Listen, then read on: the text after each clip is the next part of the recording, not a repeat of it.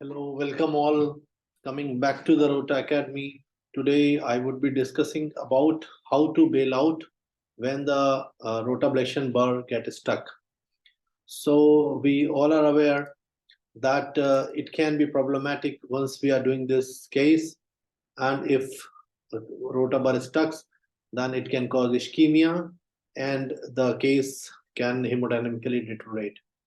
So this is a case-based discussion because the last step in the skill of learning a skill of rotablation is how to bail out when your but rotabar gets stuck. So it can be a nightmare, and we should know how to bail out.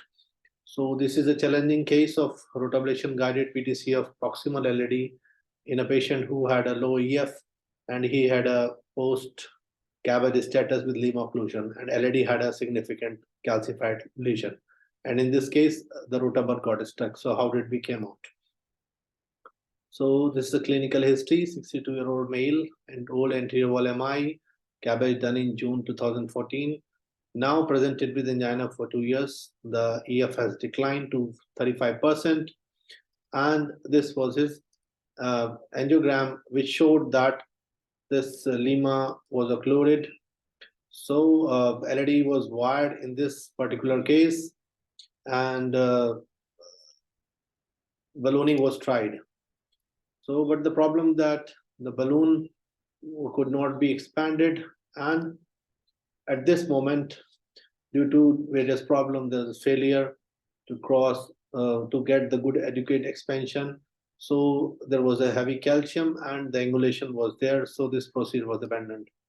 Now the patient was taken for this rota-assisted plaque modification. Microcatheter was advanced over run through wire, and rotawire was exchanged over it, as what we do usually while exchanging the rotawire.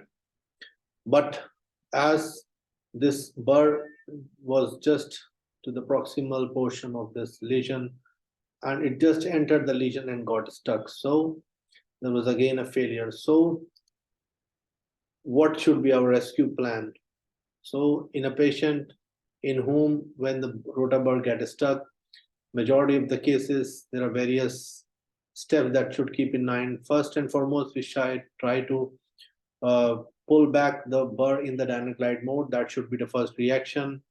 And many times this counter traction also helps. Once if you pull the burr, then the guide will get sucked inside, and this guide will remove the burr from the impinged area. But if it doesn't happen, then what are the two important things? That is, use the second guide wire to prevent the dissection due to the traction counter traction by the guide. Try to recross the lesion, and if you are able to recross the lesion, then put a different balloon near this, and try to negotiate a different balloon near this, and then try to pull back the burr again. So many times it will be helpful, but many times it may not be. If nothing is working, then you can use some anecdotal this approach is like cut off the sheath and remove out the outer cover of the rotablation. This is not working, then you can put a guide liner to scrap off the burr of the impinged area.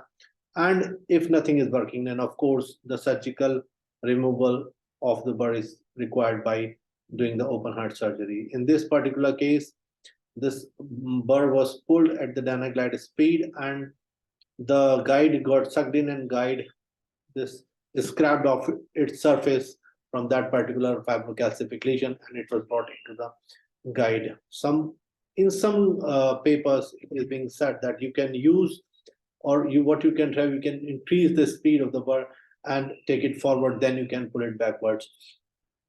The thicker portion of the wire, that is 0.214 in the radiopaque portion and 0.09 in the proximal portion, many times act as a barrier for not allowing the burr to go beyond the distal point or the this radiopaque portion. So many times it helps in pulling back the burr. So this is again important thing. One important thing that should come in mind is what is burr entrapment. It can occur if a burr slips across the lesion without burring. That is when you take a smaller size burr and the lesion is tight, then when you increase the speed of the burr, the coefficient of friction is that at the higher speed, and this leads to the movement of the burr across the lesion. But we know that there are no diamonds on the backside of the burr, so it would be entrapped in that lesion. So the most important thing, that the first thing is use the vigorous use of vasodilator. Then the simplest method is to pull the entrap burr by pulling the rotablation system manually, and that should be done with the Danaglide mode. Extreme force can lead to this may result in fracture of this shaft, and the vessel may get perforated, proximal segment may be injured, so we have to be careful. And many times we need to disengage the guide from the vessel ostium and send another guide wire into aorta. That should prevent injury by avoiding the deep seating of the guide catheter during the traction. And many times we need to traverse a different wire. It can be a stiffer wire like Onkespo near this burr, and we can use another balloon to inflate that lesion, and later on we can pull the wire. Many times dual guide catheter is used, or ping pong guides are used. With the different guide you can try to hook, and you can negotiate a wire near the burr, and you can then try to remove that burr from that position. And why there is a problem with space? Because we should know that the profile of the rotablation shaft is 4.3 French, and many times the balloon is of 3 French. So it is just snugly fitting into a 7 French guide. So there is no actually space. So many times we need to cut the this drive shaft sheath near the advancer. So the only this will give more space, or this will overcome the obstacle, and we can use the same guide for additional devices. And after removing the sheath, leaving only the slim drive shaft surrounding the rotor wire in the catheter lumen, this can help the devices to be further advanced along the rotablation remnant through the same guide catheter. So the removing this drive shaft sheath give you additional space to put the wire side by side to the this drive shaft of the rotablation, and we can try to negotiate a different wire and different balloon if we are not taking the two guides. Sometimes there are anecdotal reports where a percutaneous spare in conjunction with partial assembly of the rotablation apparatus allows the application of traction locally to the site to the entrap bar, and usually in more controlled fashion. And by deep intubation of the guide catheter, that inadvertently happens even if you don't try. When you try to pull the bar, then the guide automatically gets inside the ostium, and if it reaches the both surface of the bar from the both side, then it can scrap that bar from the sides, and you can pull back the bar. So many times guide liner have been used to make a counter traction and traction pull push approach like child mother catheter, which is many times successful in removing the entrap bar without the need for surgery, when simple traction has been found to be ineffective. There are various case reports. So again, coming on, keeping all this knowledge in our mind. So this is a basic algorithm published in Neurointervention 2013, that whenever gets stuck, use the second guide wire, cut off the sheath and remove the outer cover of the rotablator. Recross with second wire if you are able to pass the burr, then cross with the this balloon on the balloon that on wire that is besides the burr. If you are not able to do, then intubate it deeply, and many times with the scrapping or action of the guide will try to be able to negotiate the burr from that lesion. And if the burr is moved, it's well and good. If the burr still doesn't move, then many times you can try the cutting with passing with the different hydrophilic hard wires, and many times guide liner may help or snare may help. But if nothing works, then of course our surgery colleagues are going to help us by surgically removing this entrap burr.